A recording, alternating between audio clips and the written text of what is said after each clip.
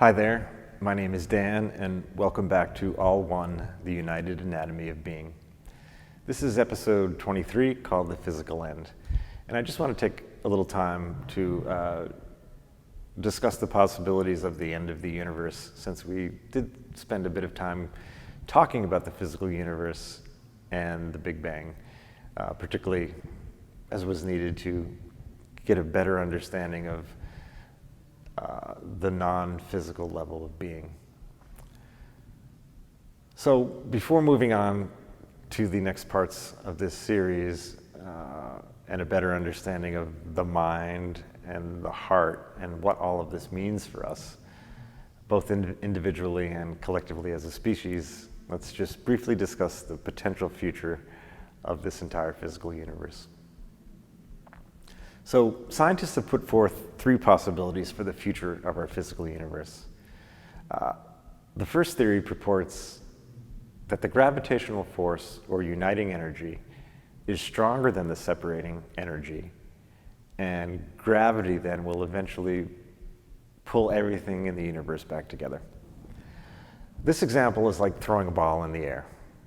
When the force you exert on the ball expires in relation to the force of gravity, the ball will travel back down to the ground in a trajectory that is dependent on the direction of the force exerted on the ball in relation to the direction of the gravitational force on the ball. So a ball basically arcs up as it is thrown and then arcs back down toward the earth as the gravitational or uniting force on the ball exceeds the separating force from the throw.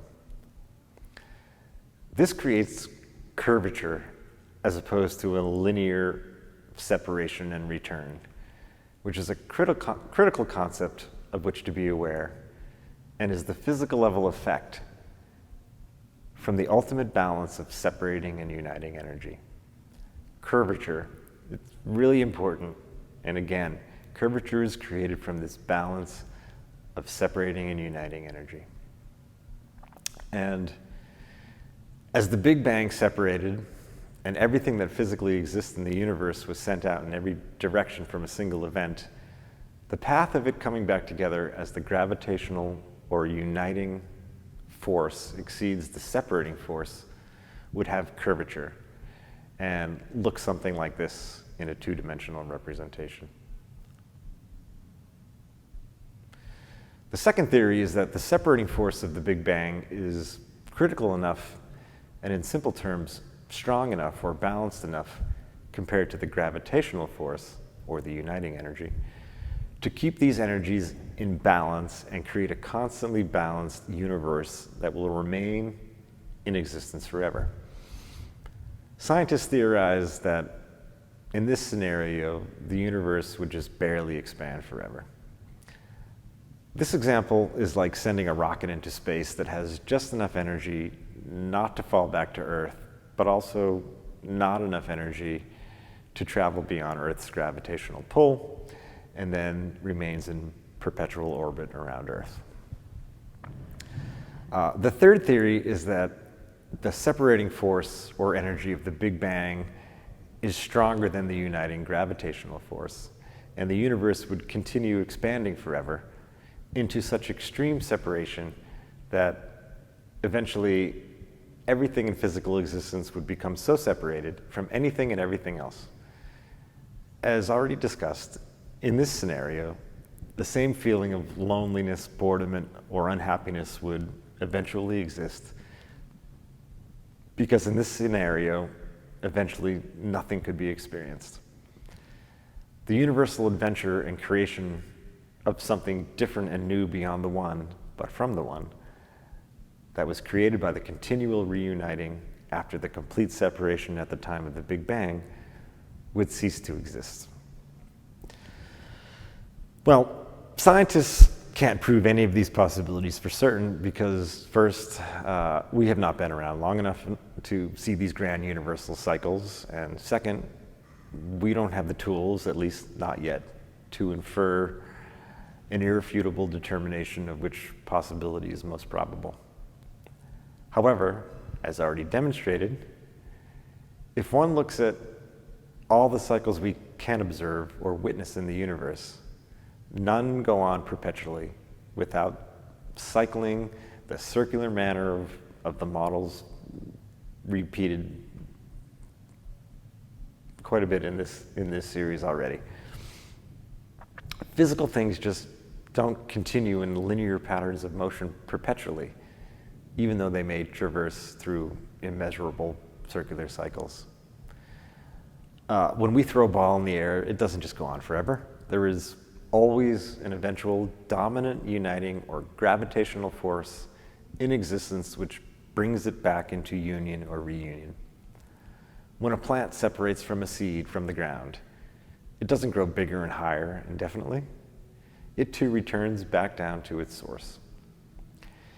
And even when the opposing, separating, and uniting forces do strike a balance for an extended period of time, it is the uniting force that ultimately and always dominates because it pre-existed separating energy.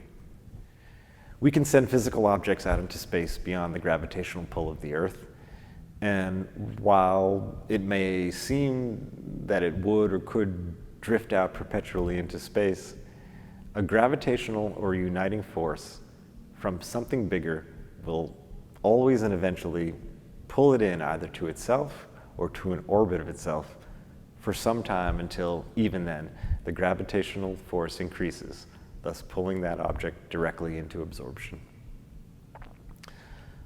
Even the seemingly infinite orbit of the Earth around the Sun, or any planet around its star, will not last forever.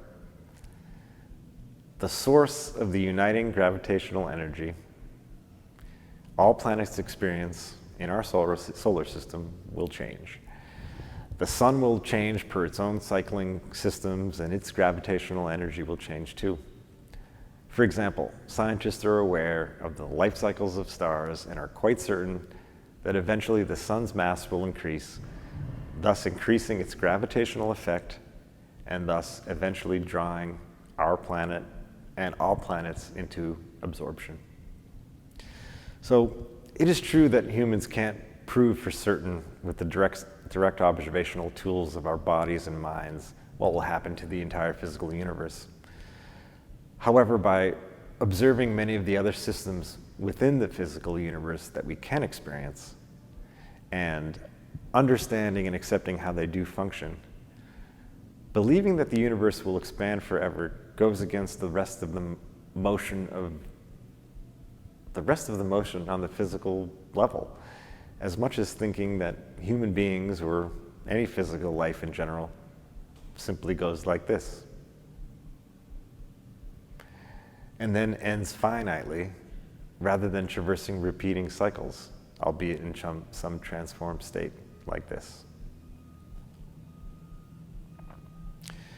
Considering the future of the entire physical universe, like so many of these grand universal concepts, it's not that easy to contemplate or comprehend. And regarding the separation and return of the entire universe, which fits the model of motion for everything else in it, scientists often refer to the event of this theory as the Big Contraction, or an opposite journey of the Big Bang. It's difficult to imagine a scenario where everything in physical existence that has exploded into a physical manifestation at the time of the Big Bang is now separating outward into an expanding universe, and then at some point will reverse direction and return back to where it all started. This is an unlikely scenario of contraction or return from the original separation of the Big Bang. However, consider the example of walking around the Earth, or walking around any sphere for that matter. Due to the curvature of a sphere, assuming the sphere is big enough, which the Earth certainly is, one can seemingly walk in a straight or completely linear manner, not recognize the effect of curvature, and surprisingly end up exactly where they started.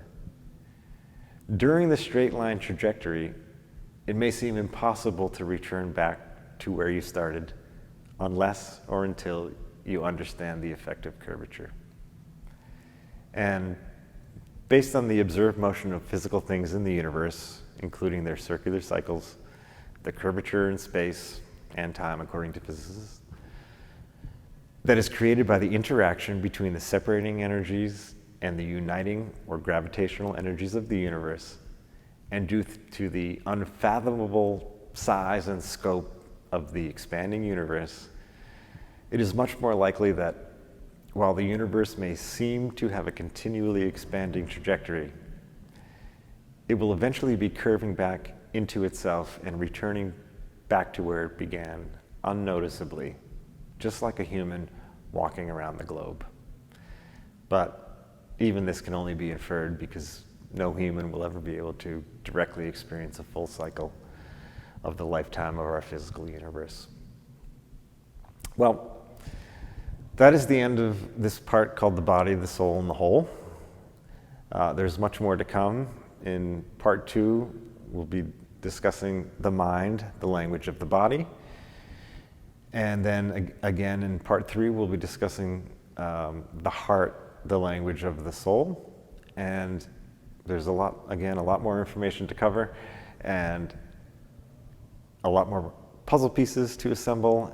And I can still assure you that by the end of this entire series, you will have very good clarity of the wholeness of being, the united anatomy of being, who you are, what you are, and immensely increased opportunities for peacefulness, happiness, and better experiences. Thank you very much, and I look forward to seeing you in the next episode as we begin the mind, the language of the body.